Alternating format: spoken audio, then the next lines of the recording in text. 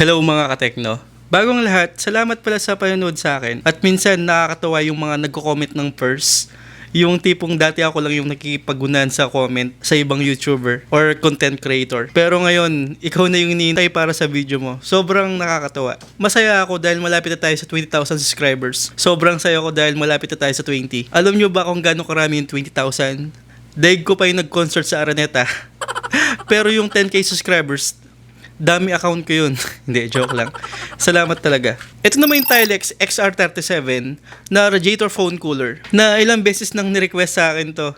Hindi ko pinapansin kasi medyo maliit. Pero na-curious ako kasi mukha naman siya maganda. Kaya yan, box na natin. Sa box, straightforward lang yung box niya. Halos white lang siya. Tapos may image na cooler na reflected na blue color. Yan lang yung box. Sobrang simple lang. Sa loob ng box, meron siyang kasamang user manual at Type-C cable. Sa cooler, nandyan yung Tylex logo. At nakuha kong kulay is silver. Pero may pagpipilian naman kayo like black, blue, rose gold, mga yan. Maganda sa itong silver color kaso madali siyang magasgasan. Prone talaga siya sa gasgas. At yung materials ito is plastic. Kala ko dati itong front nito aluminum to pero nagkamali ako. Plastic lang pala siya. Sa harap, yan yung air intake. Medyo maliit yung fan niya. Pero na-amaze naman ako kasi kahit maliit siya, malakas pa rin yung buga ng fan niya. At yung itsura, napaka-elegante niyang tignan. Kahit maliit lang siya, maganda pa rin siya. At sobrang powerful ng cooler na to. Yung mga dalawang guhit sa design ng front, open ventilation lang yan. Pero wala akong hangin o naramdaman nagbubuga dyan. Hindi naman siya ganun kaliit. Unlike kay Realme backlit cooler, sobrang liit ng plate nun. Ito, tamang-tama lang. Tapos yung weight ito is 72 grams. Pero kapag hawak mo siya, parang may kabigatan siya. Dahil siguro dun sa aluminum heatsink niya. Sa side, nandyan yung open ventilation. Same din sa kabilang side. Walang hangin na nagbubuga dyan. Dahil yun sa top at button, dun yung nagbubuga ng hangin. Then sa pinakababa niya, nandyan yung Type-C port para sa power. Wala tayong power button dito. Plug and play lang tong Tylex Xr37 na to. Sa plate naman, meron tayong flat black na cooling plate. Aluminum to, hindi siya rubber. At yung clip sa taas, yun lang yung na-adjust. Yung mga rubber ng clip medyo matama sa power button, pero ililihis nyo na lang. Kung sana katulad siya ng Black Shark Fan Cooler 2 Pro na may kasamang arm case para hindi tumatama yung power button. Kaso ganito lang siya. Kaya kayo na lang bahala mag-adjust sa phone nyo para hindi tamaan yung power button nyo. Meron tayong 4 na screw dyan para madaling malinisan tong cooler na to.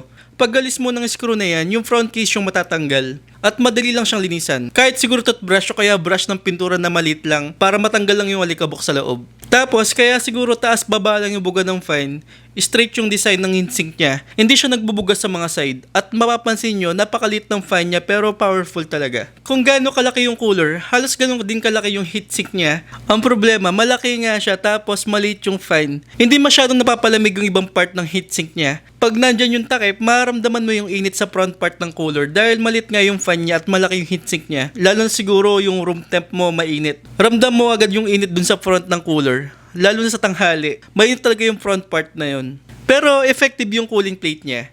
Pero depende pa rin sa room temp mo. Kung gamit mo ito ng tanghali, medyo hindi masyadong malamig. Pero sa gabi, malamig naman siya. Pero kapag tanghali, mapapalamig naman yung phone mo. Pero medyo stress lang. Dahil maliit yung cooler, malaki yung heatsink niya, medyo kontrapelo sila talaga. Sa RGB light, sobrang ganda niya at maliwanag yung lights niya. Wala tayong apps or connection para sa phone, straightforward lang to. Hindi mo maiiba yung mga effects ng mga kulay ng ilaw, pero satisfied naman ako sa mga effects na nilalabas niya. Napaka-solid ng mga kulay at maliwanag talaga. Nagmo-moist tong cooling plate niya at malamig naman talaga. Mukha siyang matibay. Solid yung materials, yung plastic part matibay din. At solid yung feel ng cooler na to. Sobrang elegante niyang tignan. Sa mga coolers, depende lagi sa room temp nyo kung gaano siya kalamig. Kung nasa aircon ka naman, malamig talaga yun, lalo na yung cooler mo siyempre. Pero kung tanghali, tapos sobrang init, mainit din yung cooler mo. Pero effective pa rin yung cooling part niya. Tumataas syempre yung mga level, depende sa room temperature mo. Pero kahit gaano kainit yung room temp mo, mag-moist pa rin yung cooler mo. Medyo hirap lang palamigin, lalo sa cooler na to. Dahil kasing laki nga siya ng heatsink ng cooler at maliit yung fan. Yun lang siguro yung cons ko dito, pero effective siya at mukha siyang matibay. Sulit yung pera mo dito kaysa Realme back cooling plate na 1,600 tapos ang liit ng plate. Hindi talaga ako makaget over dun sa cooler na yun. Nalugi talaga ako, pero dagdag collection na siguro din. Pero masabi ko sa cooler na to, maganda yung materials na ginamit tapos nasa 500 pesos lang siya. Sobrang sulit niya. Kahit medyo mainit yung front part, effective naman siya. Sobrang elegante niyang tignan. Yung fan nakalagay sa box, silent siya, pero mukhang hindi naman siya silent para sa akin. Medyo dinig ko pa rin siya. Pero kapag nasa games, hindi mo naman siya papapansin. Kung may time kayo, mag-comment, like at share kayo. Huwag kayong mahiya. Kung may mga tanong kayo, sasagutin ko naman yan. Good comment or bad comment, welcome kayo dito. Mas natututo ako at nata-challenge ako sa mga comment nyo. Thank you for watching. This is Paul Tech TV. Try to catch me howling at the moon.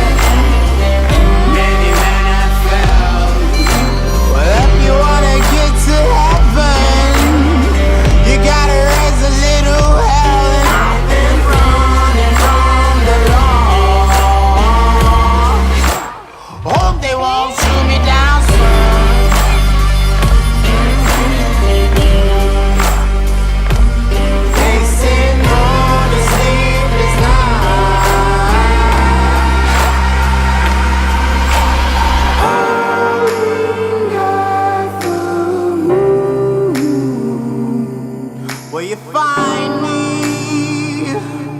Hope you find me.